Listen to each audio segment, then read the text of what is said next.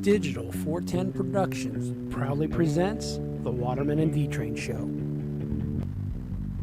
The Constitution promises us Digitized live in that computer studio in Cape Coral, Florida, Studio 1A, whatever you want to call it. It's another lonely night here in the studio because Dave's a working man and he's out at the first annual, which they don't have a first annual because the first time you do something is the first time you do it, and it's not a annual thing quite yet. But anyhow, he's at the first ever Swamp Fest. He's doing his work there, getting the job done. So once again, it's boring old me and Gordon coming in live from Las Vegas. Sorry, I hit the wrong damn icon on my computer, and so other programs are launching that I don't want to launch because it'll do nothing but slow things down. But how you doing, Gordon?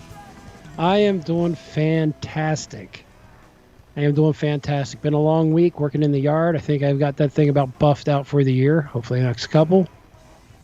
What are you doing in the yard? Oh, well, you'll see pictures. I've done a few. Well, that really helps everybody who's listening. I'll see photos, but you don't want to explain to the people that you're getting shit done at your house, but not wishing to share with them what you're doing. Great pod. Okay, so out here, we've got these issues with I live in a desert. Uh-huh. So we put down some what's called Vegas grass. Basically fake grass that looks like real grass. Is that the stuff they use like at the high-end putt-putts? A lot more high-end than that, but yes, absolutely. Well, I mean, it's nice stuff until you get the kid with the putter and whacking away at it and, destroying the grass. But when they first lay it, I'm sure it's pretty good. Yeah, it is. Actually, the stuff I got's pretty nice. Just everything was so brown out here. Got that hot tub put in last year and didn't really like the fact I was dealing with walking on gravel. Yeah. So we threw this down over this last week and tore out a bunch of plants we put in right away when we first moved here, and I think it's coming along. Nice. So, I'm sorry, I'm always multitasking. I can never sit down and do one thing. Now I'm trying to get everything else done. So, what's going on with you this week other than lawn care and nonsense? Fighting rats and pigeons. I think the pigeon problem's taken care of for the most part, but we knew about the pigeons, but when did the rats come in? The rats came in, I think, and I'm going to do this as a public service announcement. Okay. Anybody who has dogs, please, I beg of you, make sure you don't leave food out for them all day long. Make sure you clean up their waste. These things attract rats. Oh, same with the cat food for the feral cats. Same thing. We got a new family that's been behind us for about a year. They've got 4 very large dogs that seem to be outside all day long. A couple of shows back, when Dave was talking about his rat in the grill, I actually had just ran into the same thing that day with the residue of the rat, the droppings behind. When we were trapping our pigeons last week, I should say, which is the first week of 3, we had some winds kick up to about 60, 70 miles an hour. Guess what? A pigeon trap will not stay on a roof. Really? So he emptied the first round of pigeons, 6 for the first few days, put it up there. It got windy. Within an hour, 1 was trapped. The wind ended up knocking the cage down, sliding down along the roof, hitting the solar panel, but taking all that seed and dispersing it out along my yard. That should grow up nicely. It's what I think has attracted this last round of rats. I moved the trash can. There was a bunch of seed and a bunch of droppings. Well, so needless to say, I've got traps everywhere now. Well, it's funny you say that because now I have to call a pest control person because we heard some weird scampering. You never, ever want to hear scampering coming from your attic. And roof rats are an issue down there, aren't they? Roof rats, palm rats, whatever you want to call them. I'm sure I probably got a piece of loose soffit from Hurricane Irma that I'm not aware of, and some palm rats got up in there. But anytime you hear scampering, it's no good. And some people are like, well, what's the big deal? I mean, they're not getting into your house. Well, the big deal is they urinate and defecate all over your insulation, and after a while, it just becomes a complete nightmare. And not to mention, they'll chew through wiring and plumbing and everything else. Yeah, so and if your wall doesn't have a header, they can easily come down the drywall, just chew a hole in, and voila, a Tom and Jerry style mouse hole in the bottom of your floorboard, and here they are. Yeah, and then you've got that crazy Bengal cat. That would keep him entertained for a while, or has he gotten lazy in his old age? He's gotten old, man. He's gotten old and fat. He's at the point now where he can't even jump up to get in the bed. He'll climb up like he's a rock climber.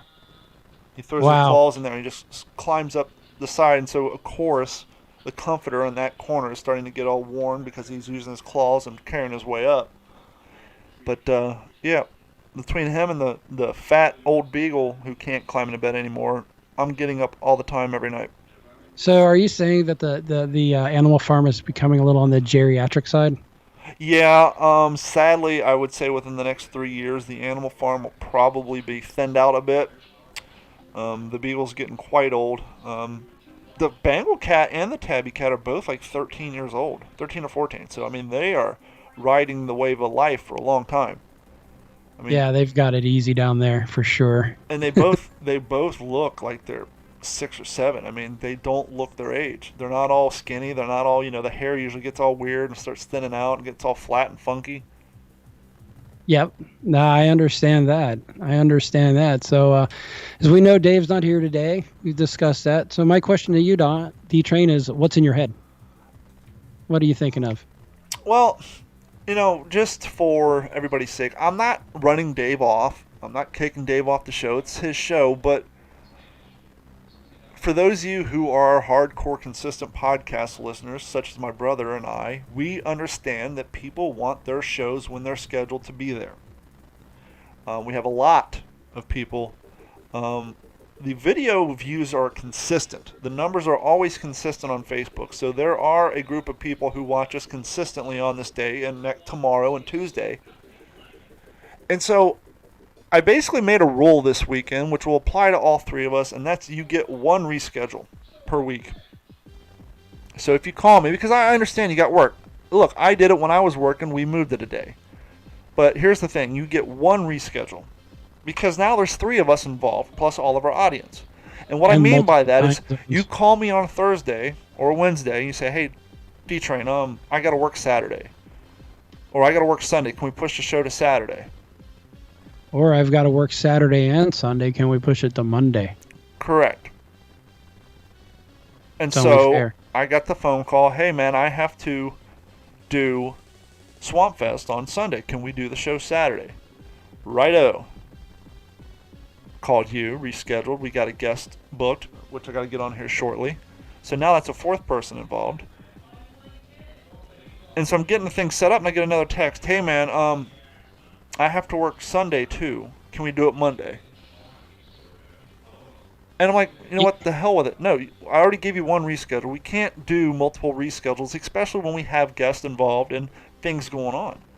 And so, hey, you got a gig. You have to know your schedule. I'm not Absolutely. You really need to try to schedule out at least a week ahead. That just keep your life in order so it's not chaos. But maybe the gentleman loves chaos. Well, it's kind of a hint about effort, planning, and prep. We all know that show prep isn't his strongest point. But when it comes to, hey, I should be able to reschedule when we do the show easily, it's like, well, I got stuff going on. Not only do I got this podcast, but I have two other ones. And I'm actually trying to get people on. I'm trying to get promotions out there. I'm trying to build an audience, and you have to do that through consistency. And so by telling your audience, hey, we'll be here Sunday, every Sunday, and then, okay, we got to do it Saturday. Oh, now we're doing it Monday. People just get turned off to that shit, and they're just going to turn it off. They're not going to bother. They're not going to waste their time. And so I'll give you one reschedule week. Call me on a Thursday. Say you can't work Sunday. We'll do it on a Saturday. But don't call me a day later after we already moved it and then say, hey, I need to move it again. I'm not going to do it. No, and nor should you. This is it. This is what you want to do. This is what we all want to do. Let's just get our shit together. Yeah, I mean, we're trying. I'm putting a ton of effort into this. But look, I'm not beating up on Dave. I'm simply saying the reason he's not here is because he's working, and that's great. And we're going to do the show without him. And then next week he'll be here. Whether we do it on a Sunday or Saturday is going to depend on his work schedule. Because the way things are going right now, he's filling in for people. And that's fine, and he needs the money. But we're going to move past that. I primarily keep this for my Instagram audience because Facebook is, it's weird the difference between audiences and social media. You would think it's all one and the same, but it's truly not. I mean, Twitter has become a political shit show. I can't even I browse through there quickly, and I don't even see anything worth retweeting on, commenting on. It's just a waterfall of negativity. Now, I don't know. Facebook's not far behind it either. And I don't know if that's an indictment on me and the type of people I follow. I don't think I'm following political people when I start following people, but that's what Twitter's turned into. And if it's not the person I'm following, it's their retweets of other people just regurgitating nonsense, and it just gets old.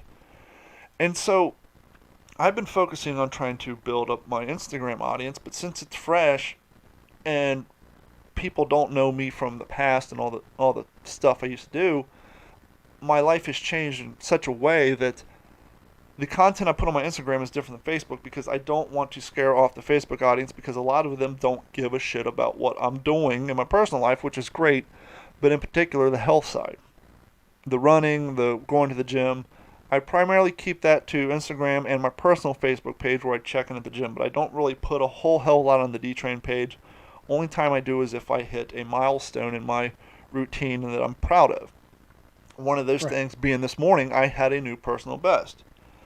I actually went out with Fort Myers has a crazy running community, and I've met a few people from these 5Ks, and about 30 people get together every Sunday morning, and they run from the Edison Golf Course, which I know you know nothing about it, down through downtown Fort Myers, up over the Edison Bridge, which is what I ran my 5K on, and back, and you can adjust the route according to the distance in which you want to run. But I did the 5K. Now I'm running 6 miles just for fun, and because I hate myself and I want to beat my body up. But so I know I can do a 10K now. That's going to be easy. I want to do 1 or 2 of those just to get registered. But now I'm working on the half marathon, and so this morning I did complete a 10.18 mile run, and it took quite a bit of time, but I did it, and it's kind of weird how your body reacts to that. I definitely can't say running is enjoyable. No, it's downright miserable. Let's just admit it.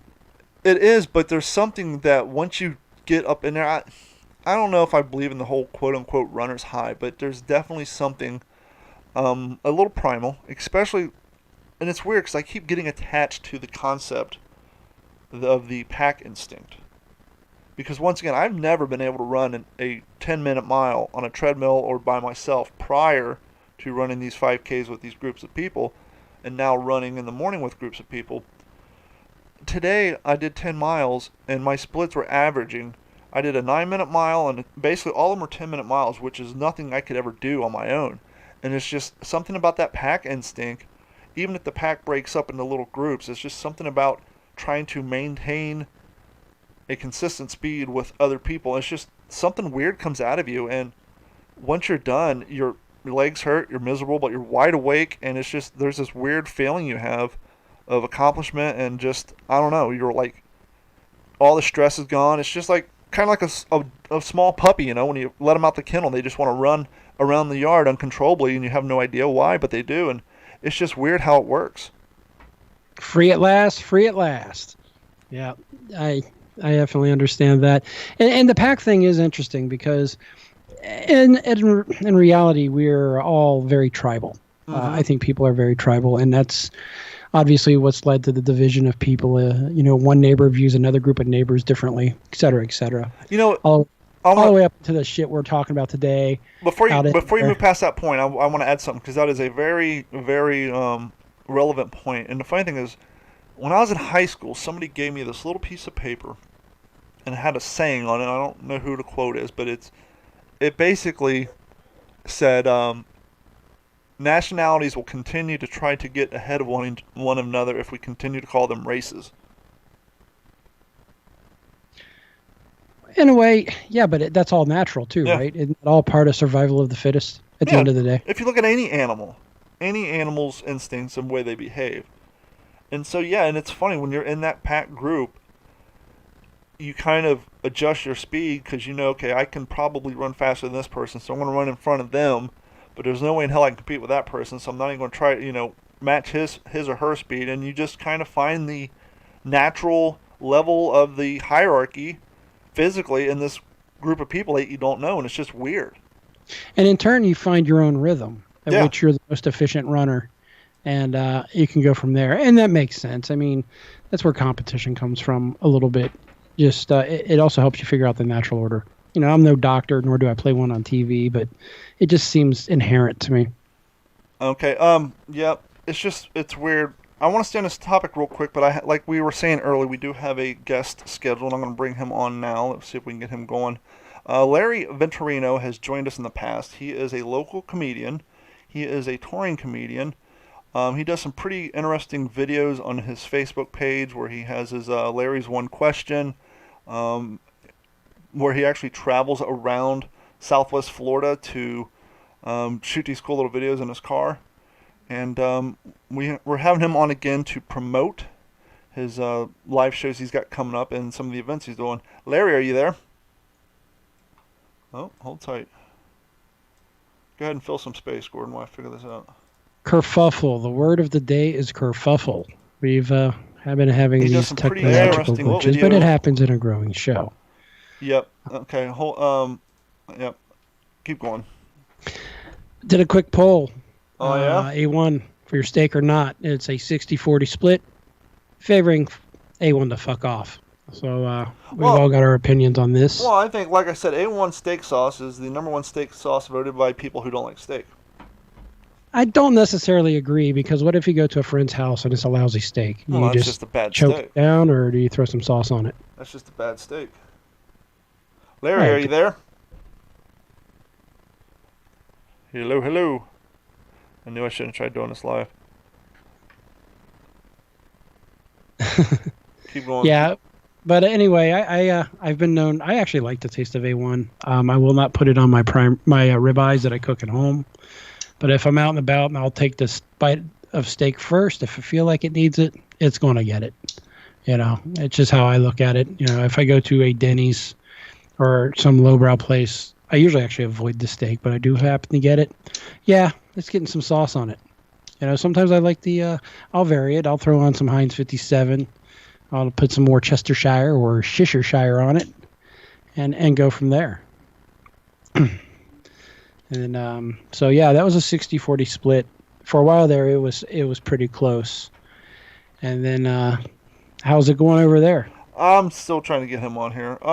Let's go ahead and do your news and shit. We'll just switch things up while I try to get this sorted out. I do apologize. That's fine. So there was a lockdown in a school north of Carson City. This lockdown was because a man had a gun. But the man with a gun was a county worker with an air gun going after squirrels.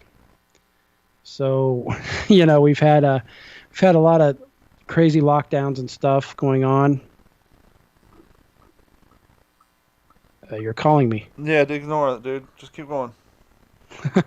Sorry about that. Fucking shit. And this guy, the Reno Gazette Journal reports that Lyon County Sheriff's Office received a call Wednesday morning with reports of a man who had a rifle at a park across the street from an elementary school. The school superintendent said that the deputies responded immediately and the doors were locked for about 20 minutes before they determined that the Lyon County employee had a pellet gun and was trying to address a problem with the squirrels in the local park.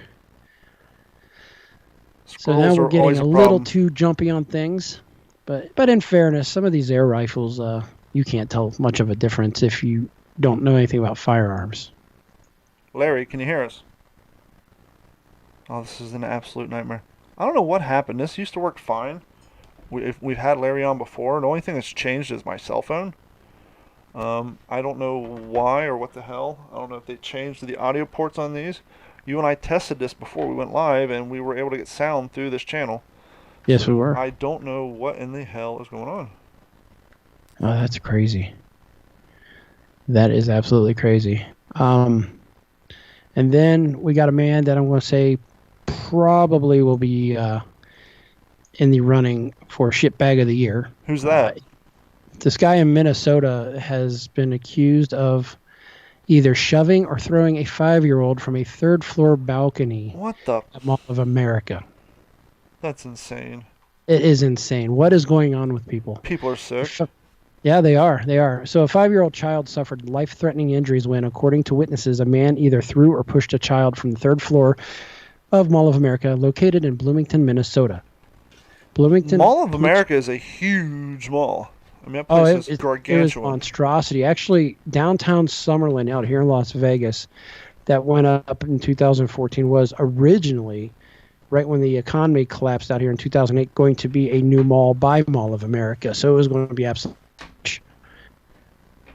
But anyway, Bloomington Police Chief Jeff Potts told reporters that police were called to the mall about 10:17 a.m. local time. The initial information said that a child had fallen from the third floor of the interior to the first floor. Jesus. And then additional information through investigation came out that the 5-year-old may have been pushed or thrown. So he did suffer significant. And I lost Gordon. This is a complete nightmare. Hold on, Gordon. I lost you.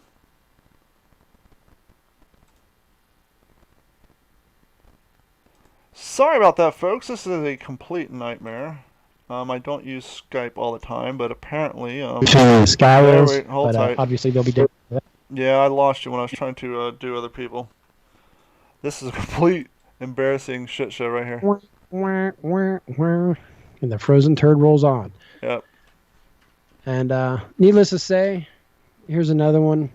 It's just a craziness that's going on. And I know it's funny. They say we've been trending down in violent crime since the 1980s.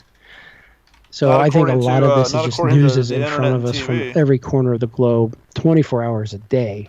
But it really does make it seem like we're losing our ever-loving minds out there. Oh, absolutely. So about everything. Whoa.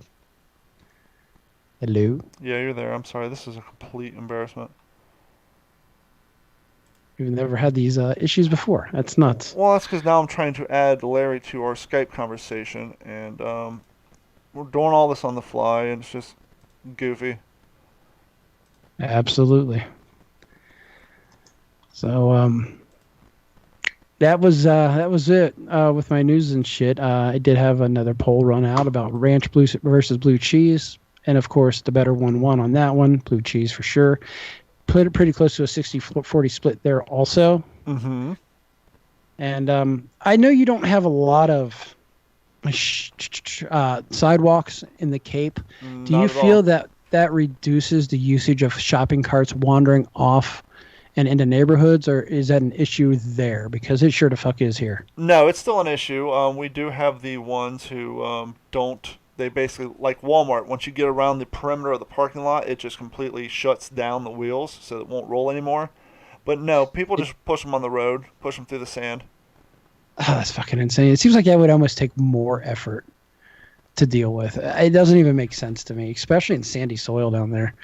Yeah, it's the ones, especially from Walmart or even Sam's Club, that somebody's attempted to drag them out when they lock up, because you get that cart in a store and it's just da-dunk, da-dunk, da-dunk, with a really big flat spot. And I've actually physically rolled down my window and yelled and laughed at some people who were pulling a very large, heavily laden shop cart over that trip line, and it just locked up. And they were just utterly confused. Yeah, it's like they don't know. Well, the funny thing is the cheap ones who don't have the money for the technology for the self-locking shopping carts, they got the pole on it, so you can't go through the door. I've always enjoyed that one. Yeah, I have too. Although, at the end of the day, Aldi, I think, has it. Make them put money in it to get the shopping cart first. If they really need that quarter back, they won't take it with them. Yep. That's one shopping cart I haven't seen. I know a couple of the dollar stores around here do that now. Let's try. Larry, are you there now? Yep. This is a complete nightmare. Sorry, Larry. I will have to reschedule you, and we'll try to get you on. Maybe I'll do a phone interview with you this week, and we'll pre-record it. I just can't keep slowing down this train wreck of a show right now. And so I'm going to move on. Have you seen this in the grocery store? The Salty AF marshmallow cake? No, I have not. So it's salty as fuck marshmallow? Exactly. And so when I went there and I saw it on the counter, and it's just on the display. It says Salty and AF underneath it, marshmallow. And I looked at the chick behind the counter. I said, well, I'm assuming if you're hip enough to know what this means, you're not going to get offended by it. To which she said, yeah, I mentioned that to my manager, and she didn't know what it meant, and she didn't believe me when I told her. And it's just like, yeah, it's kind of funny, it's kind of hip, but do we need that in our advertisements when kids are probably going to be buying this shit? Or am I just like being a little weird about it? Yeah. They're going to use every angle possible when advertising, and maybe this is, we're getting down to the last bit of what seems to be creative ideas, at least in their eyes. Yep. I'm just thinking of a salty ass marshmallow, not really even tasting that good. So I'm just, ugh. Yeah, it's like I don't know. I've heard of salt taffy and all that stuff, but I don't know what the premise behind the salty marshmallow, salty as F marshmallow. That's a good question. I'm actually going to look it up real quick. So, salty. Where did you see this at? 7-Eleven on the 7-Eleven. On the desktop. That's where I saw the wrap chips. It was also at a 7-Eleven. Have you seen those popping up around there yet? No, we heard about it on the news, but while we're on the subject of food, because this show was spinning so out of control, because I don't have a crew here, I don't have a producer, I don't have an engineer or anybody to make the shit work while I'm live, and so it's like But anyhow, oh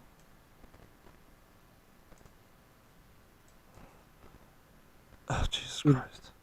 You're there? Yeah, I'm here. I'm doing so much crap. It's ridiculous. This is a complete nightmare. How to rescue a show. Who needs a tutorial how to rescue a show? Yeah, this is completely insane. And I don't know where I was at, but we got to move on. And I don't know why, but I had this thing today. A car popped in my head that you used to own one. It was kind of like a dream truck, and then you got one, and the one you got was bad. And then they stopped making them, and I don't see them anywhere. And considering a lot of people do mudding and off-roading down here, where have all the Isuzu rodeos gone? Oh, the Isuzu rodeos and troopers, they've all broken down. I'm pretty sure. I mean, those were so aesthetically cool. My friend had one in high school. His dad got it, and we went and we used it, and we basically used it as a party wagon. And they looked cool. They looked like they could handle the off-road, but apparently they couldn't. It was either that or the engine. I mean, I had that one. I drove it to Montana, and I think somewhere around Blue Earth, Minnesota. And yes, it is a real town. I had stayed the night. I had hopped back in. It was below zero. I fired her up, let her warm up about 10 minutes, and took off. But somewhere between Blue Earth, Minnesota, and just past Idaho Falls. Or, I'm sorry, my bad. Yeah, somewhere in South Dakota. I started losing a lot of compression, and I felt it, and I thought it was just because I was going up in altitude and it wasn't getting enough oxygen. But come to find out, I had it looked at when I was in Big Sky, getting ready to go visit Dad. The damn mechanic said it checked out, everything was good. And this is what's weird about the whole story, is it broke down in Las Vegas on the way to see you guys in Long Beach. And I had to have Dad come and tow my sorry ass over to the house. I vaguely remember that. And I think, yeah, and basically you had to take it to a mechanic, and it threw a rod or something, right? Basically the engine was shot. They cracked a cylinder wall. Yeah. And so at that point the whole thing was just junk. I mean, there's nothing you can do with it. Yeah, I had to go back to Big Sky with my tail between my legs on a great ghetto dog. Oh, that Never sucks fun so trip. bad. That's horrible. We've spent far too much time on those buses across country between yourself and me. Yep. Isn't that the truth? Have you... Muscle memory. It's a weird thing, right? Yes, it is. I go to Starbucks every once in a while, and I'll get a black coffee. Just a black coffee. And they ask me, do you want us to leave room? I'm like, no, don't leave room. But they do inadvertently. Why, I don't know. It's not a big deal. I'm not complaining, though. I'm not getting my money's worth of coffee. But muscle memory is so weird, especially when you are used to consuming something that's hot. And so when you go to take that drink off of the cup, and you're tilting it, and you're like, where the hell's the coffee? Because in your mind, it should be there. It should be right at the slightest tip, so you don't burn yourself. And it's weird because obviously, as you drink the coffee level goes down in the cup, and you're used to the amount of tipping involved to get the coffee from the cup into your mouth. But it's just so weird how your muscle memory works that when you go to pick up that cup and take that first drink, and you have to tilt the cup further than you usually do, it just kind of makes you feel weird. It's almost like when you ordered an iced tea from a McDonald's, but you forgot, and you pick it up and you go to take a drink and you're expecting Coke or something else, and it's an iced tea, and you're like, your body just like goes in like, what the? It goes into temporary shock. Like, wait a minute, that's supposed to be Coke. I think that right there is a perfect example of why I hated grape Kool-Aid. I went to drink what I thought was a glass of milk when we were kids, and it ended up being your cup of grape Kool-Aid. Completely shocked the system. But it's not like it was rotten milk or something that was funky. It was grape Kool-Aid of all things. But two completely different flavor profiles.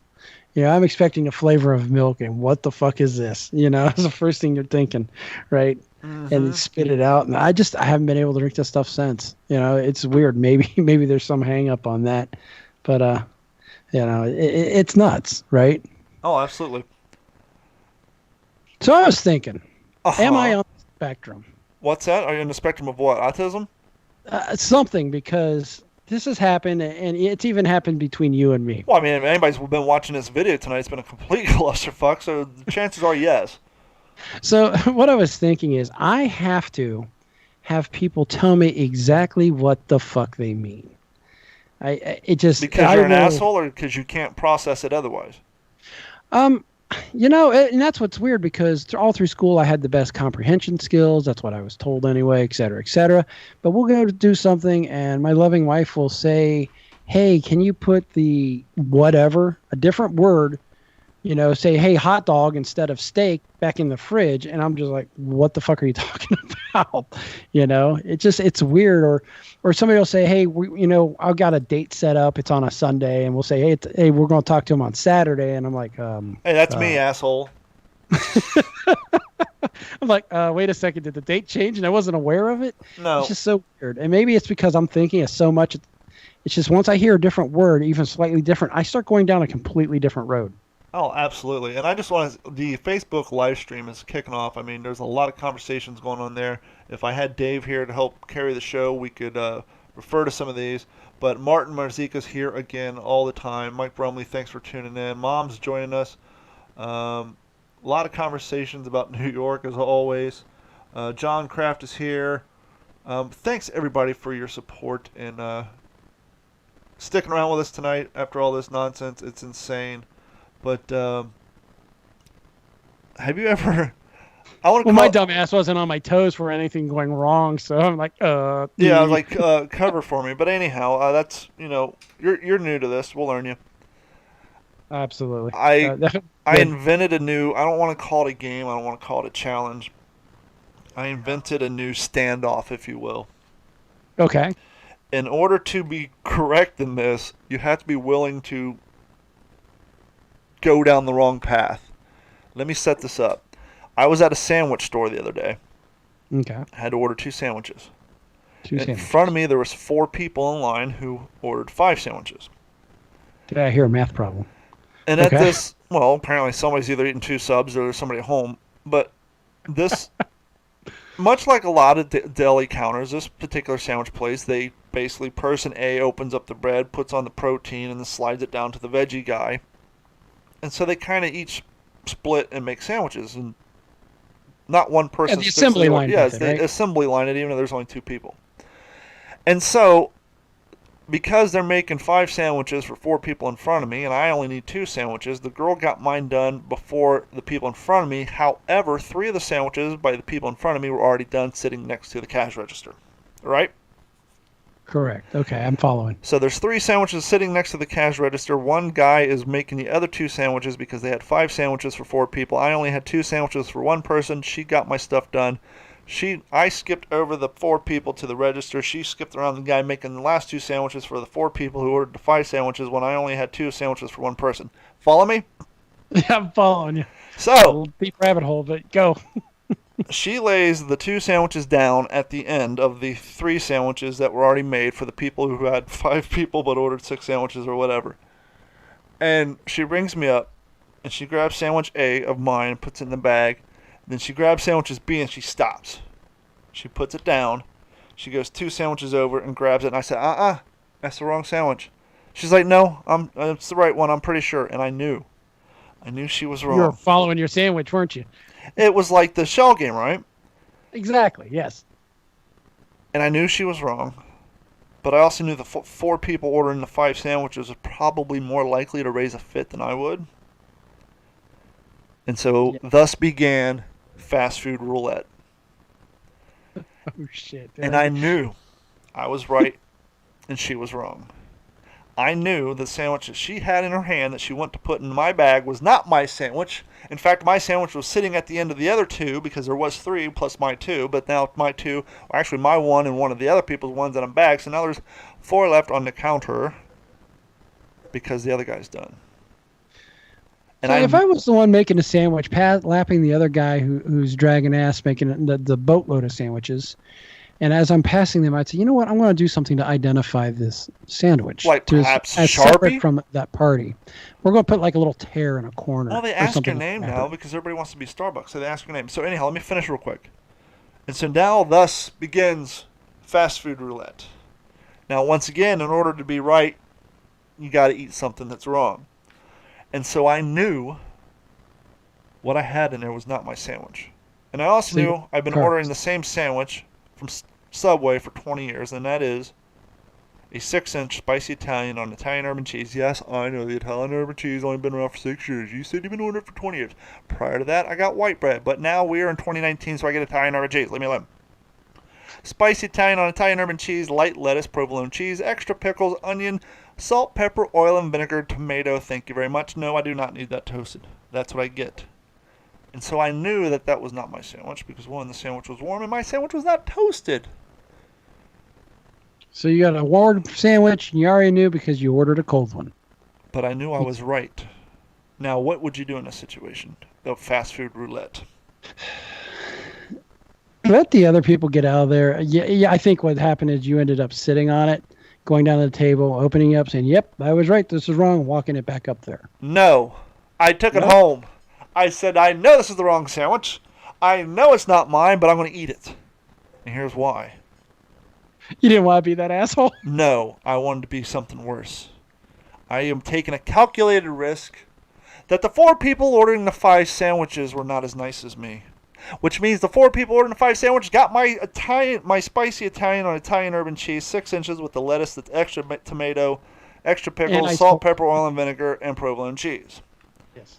Chances are whoever got that sandwich out of the group of 4 people ordering 5 sandwiches was not going to be happy. And they were more likely, because they're taking them home, to call and raise hell because they got the wrong sandwich. And so I took a calculated risk because I knew I was right. She said she was 99% sure that that was the right sandwich.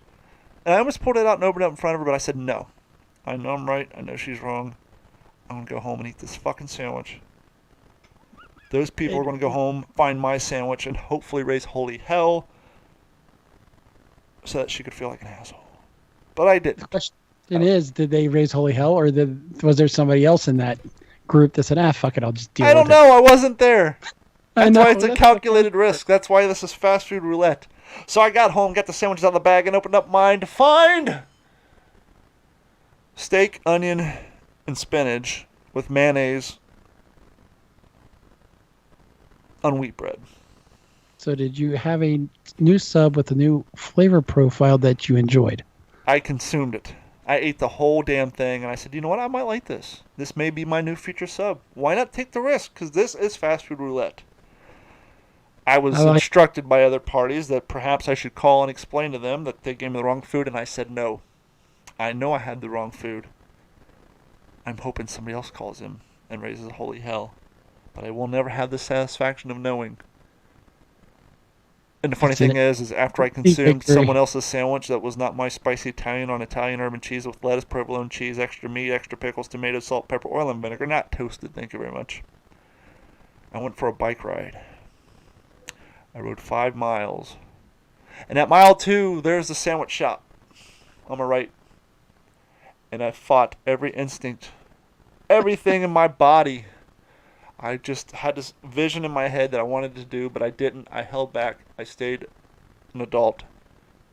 I wanted to ride in there on my bike, open the door, and say, "Hey!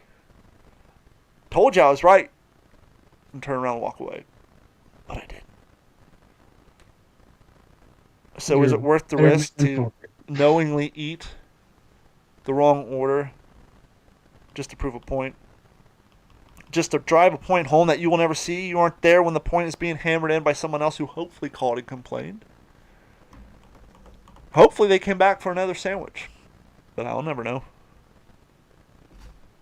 Fast food roulette, is it worth it? Do you take the risk?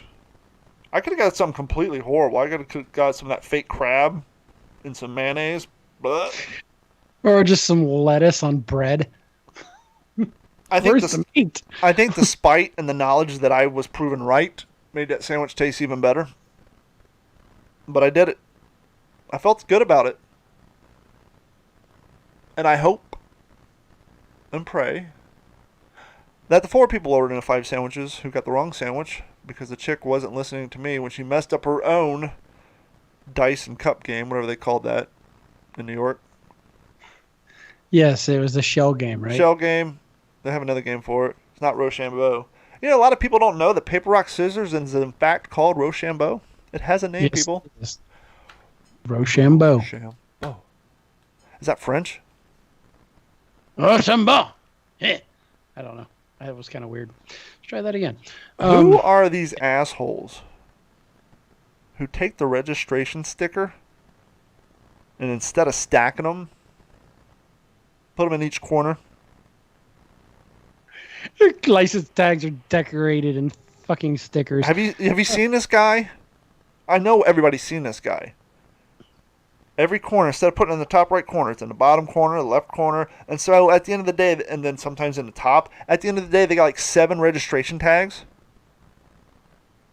Now, I understand if you have a car or the tag for a long time, that stack of stickers gets thick.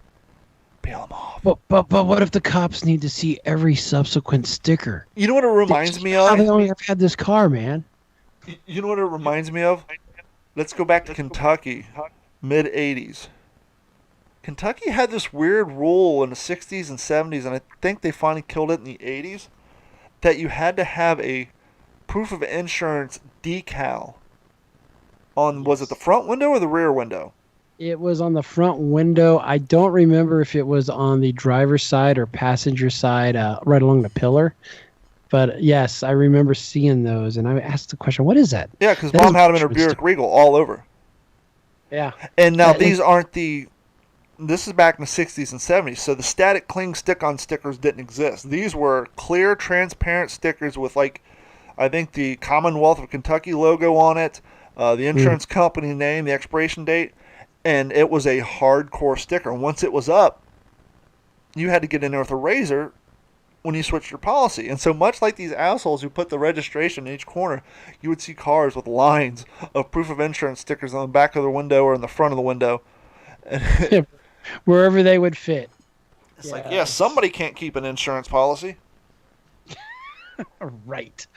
Or they just didn't want to peel off those pain in the ass stickers because, you know, they'd get a razor blade and everything. That's a lot of effort. They just started lining them up every time their policy was updated. And it's so insane to think that a state would issue an order for people to essentially vandalize their own cars. Exactly. Speaking of cars, you have a nice, you know, it's what year did Smoking the Bandit come out? Like 78, 79? Yeah, somewhere around there. Smoking the Bandit's out, right? And everybody wants to be Bert. Everybody wants to have a Firebird, fire chicken. You're 30. You're selling VCRs and Betamaxes.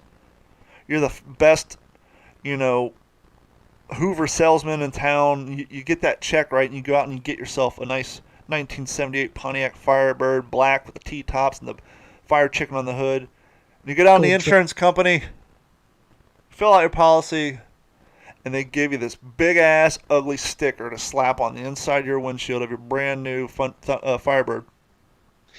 Yeah, and front license plates can be the same as the same way. And the state of Ohio, from what I understand, has now gotten rid of the front license plate. Yes. You don't need it. You don't. Only thing a front license plate is for is if someone's running from the police and they're coming towards you, but chances are someone running at high speed while being chased by other police officers, that's the guy. It's just so ugly. When I moved to Florida, the first thing I did on that Firebird, my dad bought a 1996 Pontiac Firebird Coupe automatic V6 when I was in high school. And so when we moved to Florida, he was getting rid of it. And he said, "Hey, you want to buy this off me?" And I thought to myself, what would I rather drive? A 1996 Pontiac Firebird or a sweet-ass 1997 Ford Escort LX? Not to mention the Firebird had T-tops. Firebird had T-tops. Ford Escort LX, not so much. Ford Escort it had LX. A badass sticker on the back of it, though. Ford Escort LX had a nice Mazda engine, served me well on the 405 freeway in California. Nice and small, but it was a little four-cylinder. And let's be honest, the ladies don't like fellas in Ford Escort LXs. And so I sold the Ford Escort LX and I had the Firebird. And I drove it for years until it got to about 235,000 miles. The headlights stopped working. I had a weird intermittent electronics problem where the taillights would work one day and not the next. I did some minor troubleshooting on it because, yes, I did install electrics in ambulances for 3 years. And I have a bug light. I can check for shorts. And I couldn't figure it out. And called this company. They wanted like $90 an hour just to troubleshoot it. So at that point, that's when I got into the truck market and have never turned back. Never turned back. I would like to get a truck, but I just living in the city, it's just so much easier to get in and out of traffic with a smaller vehicle. I know I'm getting old, and I see something developing, and I can't control it. I don't know what it is. I'm becoming a short stopper, a short parker. I don't know why. When I'm parking in parking spots, I don't pull all the way up. I get out, and the ass end of my trucks, and I drive a mini truck, so the ass end's hanging out into the freaking. So then I got to get in and zoom forward, and then I get out, and then I pulled up too far forward. Now the front end's over the front line. What is happening to me? Where are my driving and parking skills going?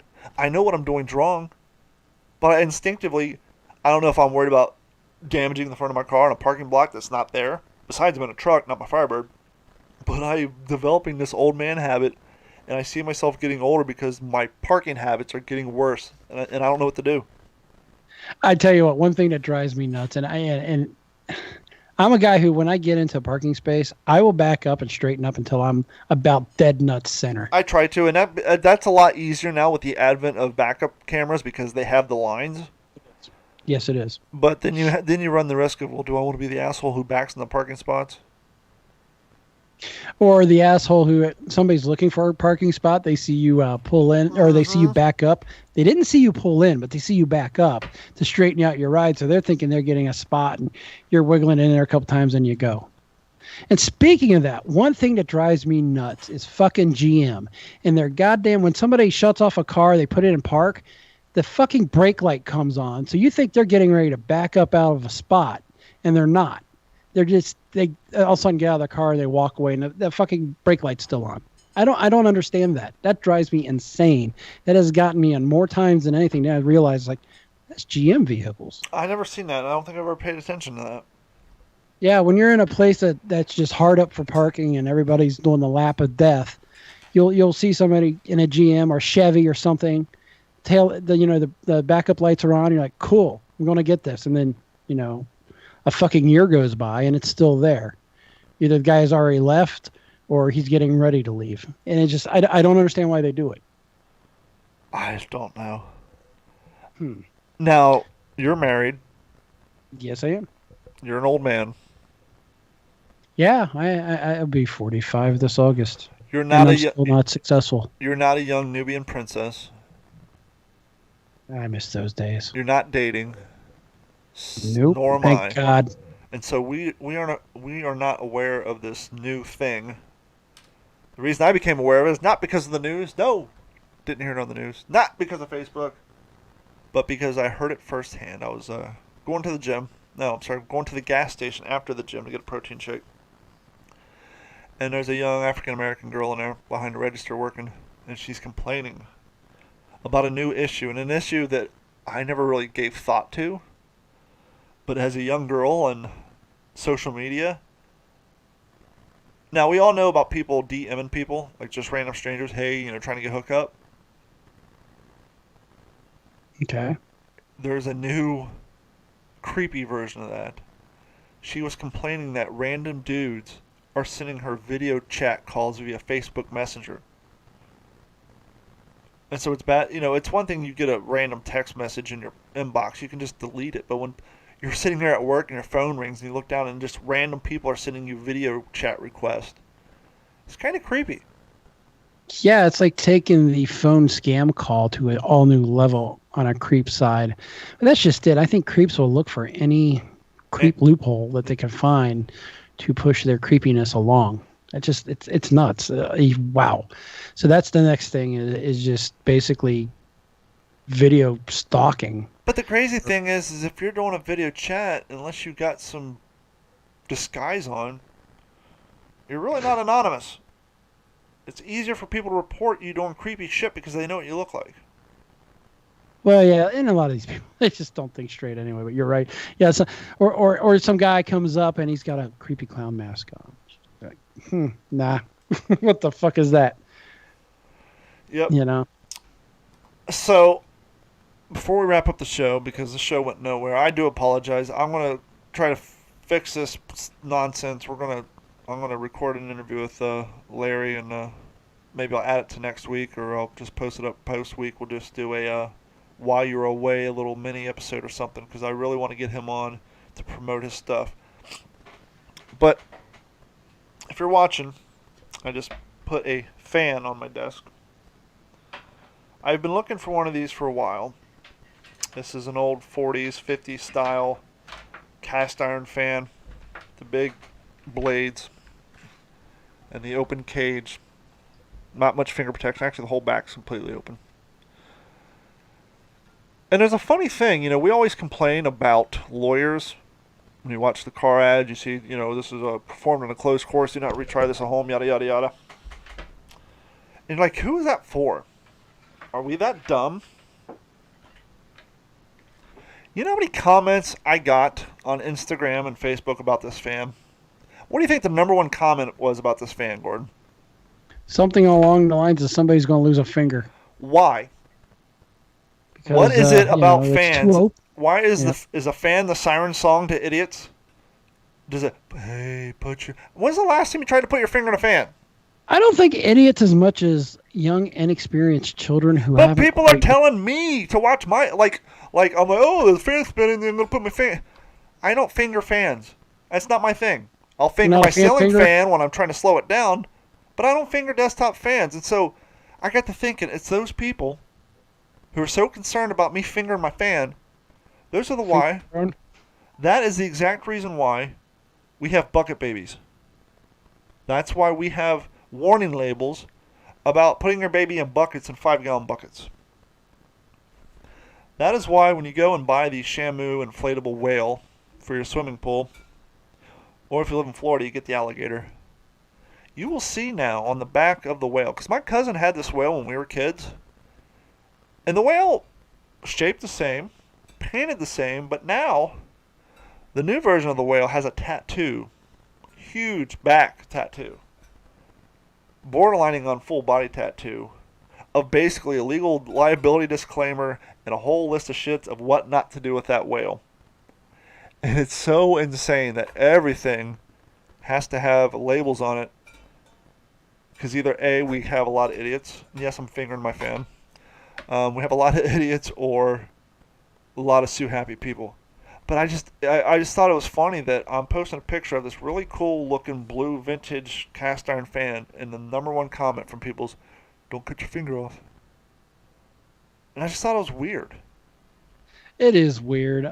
We just live in such a world where everything has to be safed off and safe from everybody, because evidently as a human race, many of us survived longer than we should have because of these safety features. Do dumb people read?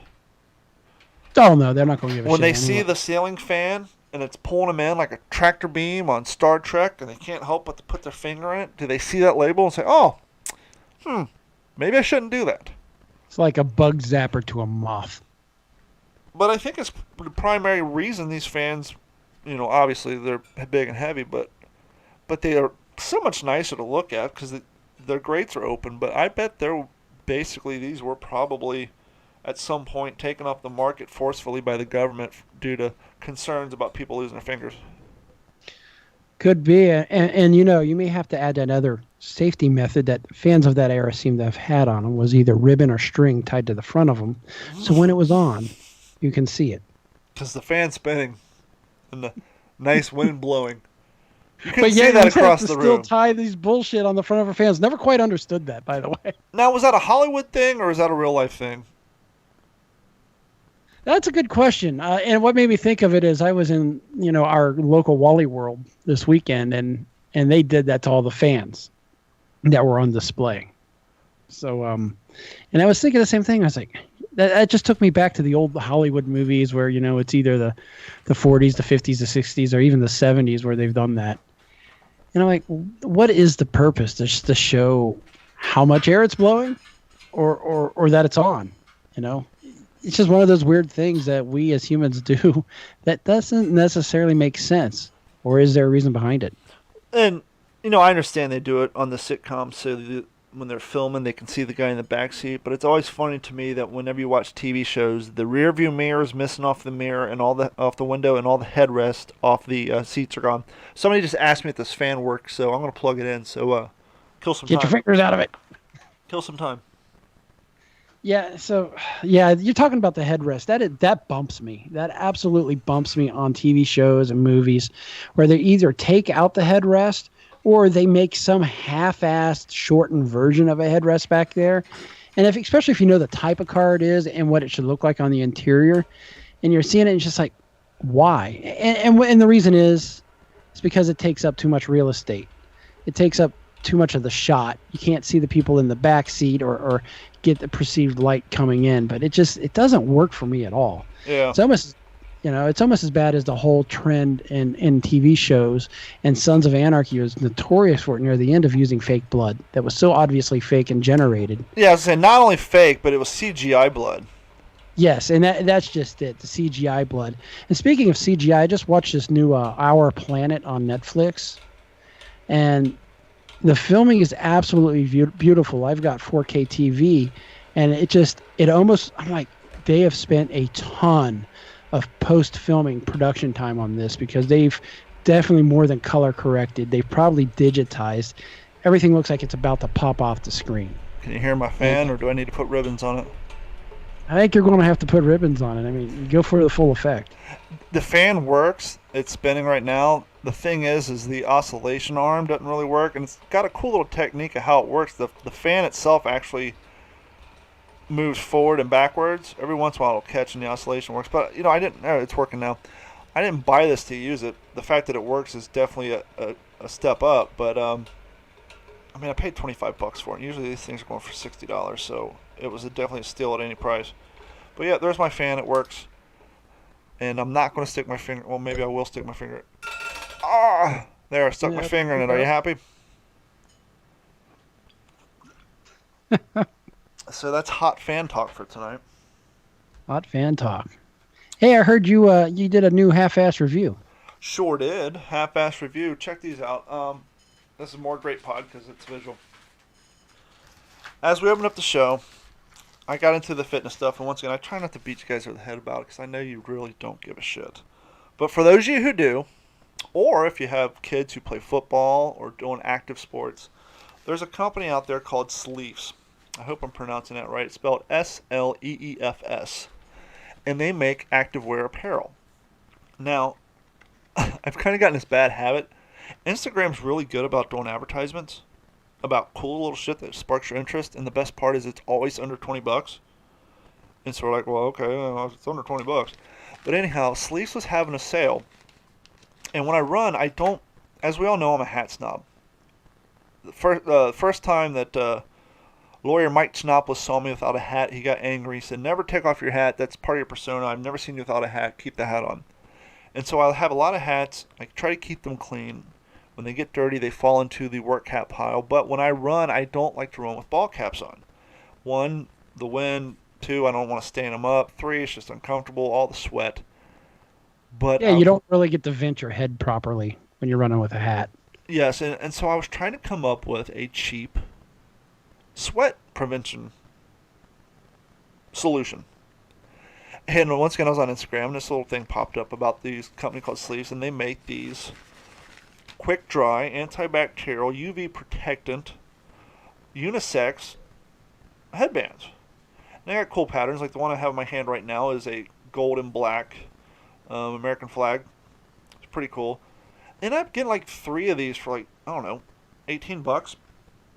And when they came in the mail, I was surprised they have like these little envelopes with holes in them, so that if you're one of these traveling Spartan racers or whatever, and you're at a hotel and you're done running and you got to pack up all your stuff, instead of putting this soggy, wet, nasty thing in your suitcase, you can put it in this little plastic sleeve and it'll air out. And so I tested these things. I went running in them. I went right into my bike, and once again, they're unisex. They're one size fits most, but they do not get loose. They stay on. They fit great. And the cool thing is if you pull them down over your ears a little bit, they help prevent your earbuds from popping out when you're running. And they have, back to the activewear, if you have kids playing football and for practice, they sell spats. They have different type of workout apparel, pants, book bags, the whole 9 yards. Sleeves.com. But if you go there and you want to get some of these headbands, if you're running or spats or whatever, go to Sleeves.com. Use the promo code D41040. It's D410 like digital 410 40, and that will save you 40% on your purchase. And then some of that will get kicked back to me, and we can use the money to promote the show and try to make some more money so we can get some new gear, so I can get a mixing board that'll allow me to talk to Larry when I scheduled Larry. It used to work, but I blew out a channel. But anyhow, that's not your problem. That's my problem. So if you're into active stuff, somebody who does run or goes biking, whatever, fishing. When I tried, one of the things I tried before I got these, I do the old 1980s skateboard move where you rip the t-shirt off you rip the sleeve off the old t-shirt, and we called them head gaskets. Yep. But they just turn into a big, stinky, wet, sloppy mess because it's like wearing a t-shirt on your head. And then I tried the fishing buff thing, but they're so tall and so long, I would look like one of the 7 dwarfs with this thing flopping off my head when I'm running. And these things are so much cheaper. Before the discount, they're like $13-15. But like I said, you can save 40%. Use the promo code D41040. We'll get a little bit of a kickback and use that to promote the show and get the things we need. So we're not salty as fuck. Sounds good. Have you been following the Stanley Cup playoffs at this point? You had to do that, did you? Yes, I did. I'm not going to talk about your team. What's surprising is the Blue Jackets whooping up on the Lightning the last 3 games. They're currently winning 3-1 in Game 3. Well, see, I'm torn about the Blue Jackets Tampa Bay thing. One, Tampa Bay is my home team. I've been down here longer than I lived anywhere else, and I've been to 2 Lightning games, and so I do have a Lightning hat that I wear when I go to their arena, even though I have my Penguins jersey on. But Columbus is my hometown. That's where I was born. That's where I grew up. Well, not born, but essentially that's where I grew up. And people always give me shit, like, why are you a Penguins fan? Why don't you like the Blue Jackets? It's like, well, easy. They came to town the year I left. So I'd never lived in the vicinity of when they were playing. And I've been a Penguins fan since I was in middle school. And so, but it does represent my hometown. I know people actually work for the organization I went to school with. All my friends like them. And so I'm torn when it comes to the Blue Jackets playing the Lightning. But the Penguins, oh my God, what the hell are you guys doing? Islanders have been beaten up. That's 3 games in a row now. If they lose one more, it's over. Yeah, and I was really hoping I keep wanting to see the Golden Knights go against the Pens as a cup final. I think that would be fantastic. 0-3 series for the Penguins is insane. Now, there's a chance they could come back. I don't see it. But to lose your first 3 games, you got to win the next 4. I mean, that's the only choice you have. You got to go on you have to go on a run. And I don't know if they're going to be able to do it. I will not be surprised if they lose the very next game. I think they're that demoralized. And they could be. And then the Golden Knights they're good. We're actually split with the Sharks. What's interesting is the first game with the Sharks, we spent 33 minutes in the fucking penalty box and got our asses kicked over it. Yep. So we've got to play smart and stay out of the penalty box. It's looking like it's shaking up because the Lightning was seen as the hands down best team in the NHL, almost untouchable. And the last 3 games, they've laid some eggs. Yeah, I mean that's the nice thing about hockey though is that there's usually some time for a comeback, but it just with the Penguins and the way they're playing, I don't have much faith in it. Yeah, I was gonna say I haven't seen any. It's for the Cup post this year from you, so I was wondering if you're feeling a Yeah, little well, down. not only that, but I've been so busy. Honestly, I've only watched like half of 2 games. I know that's not good, but it's the truth. I've been way too goddamn busy. Doing a lot of stuff, huh? A Speaking lot of of plates stuff, spinning. I want to make a suggestion for people listening. I know I have a lot of suggestions, and I try to follow these suggestions. I don't make just random suggestions just to blow smoke out of my ass. Especially as you're getting older. I'm gonna turn 41. It's weird. Life definitely, once again, especially after watching my stepmom pass away, life has completely changed for me in the way I view things. And I realize how short it is. I want to suggest to all of you listening, try something new. Anything.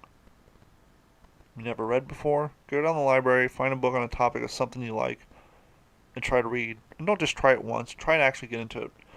You know, you never fished before, but you thought about it. Go get a pole. You don't have to be the most expensive pole. Go down to Walmart, get a $20 pole, get a fishing license, go fishing. If you've been wanting to work out or do whatever, you want to do stand up, you want to do an open mic night.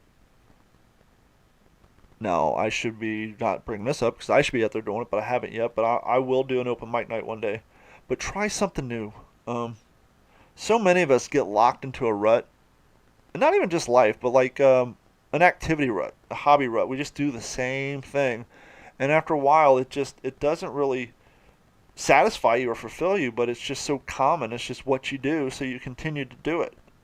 It's like you're in Groundhog's Day, just a Yeah. different day. What do you do? I get up, I go to work, go home, eat dinner, and I play Xbox for 5 hours and go to bed.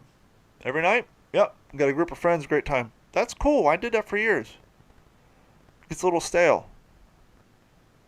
Going to the gym every night, 5 nights a week, that gets a little stale. So what do? You change things up. I go to the gym tonight, or I ride my bike 5 miles and then go to the gym, or I go running and then go to the gym, or do whatever.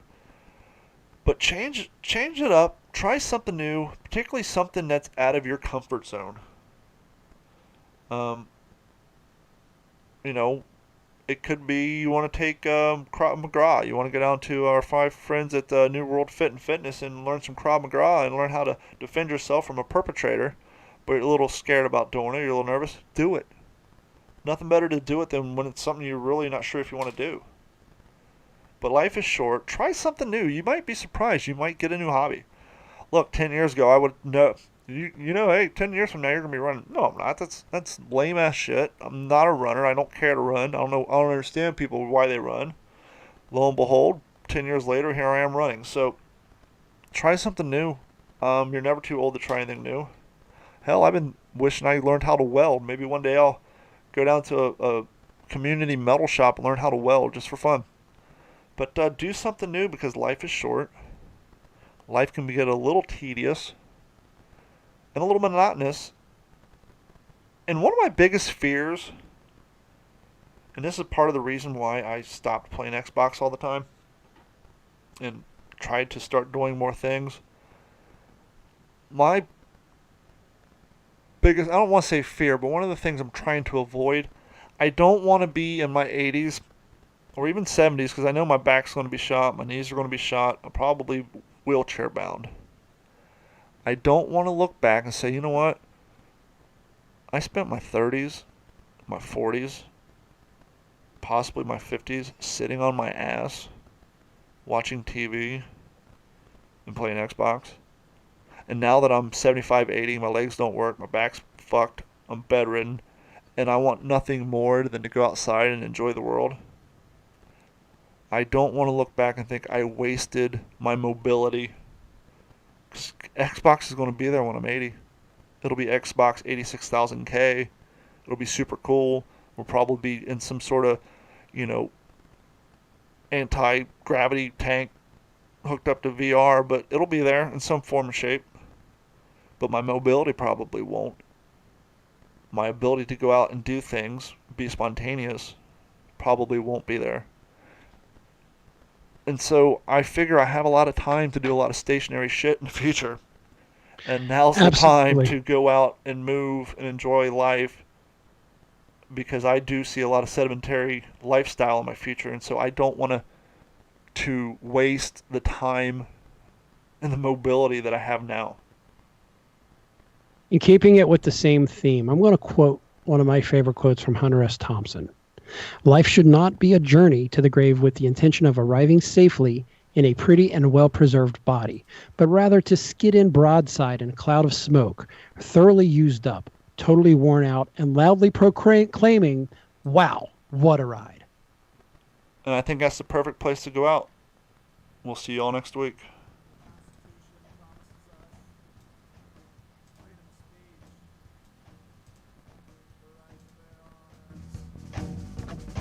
Freedom of religion, life, liberty, and a pursuit of happiness. There's only one problem with all these things, and that's why we're here, for the truth to be told. Are you ready?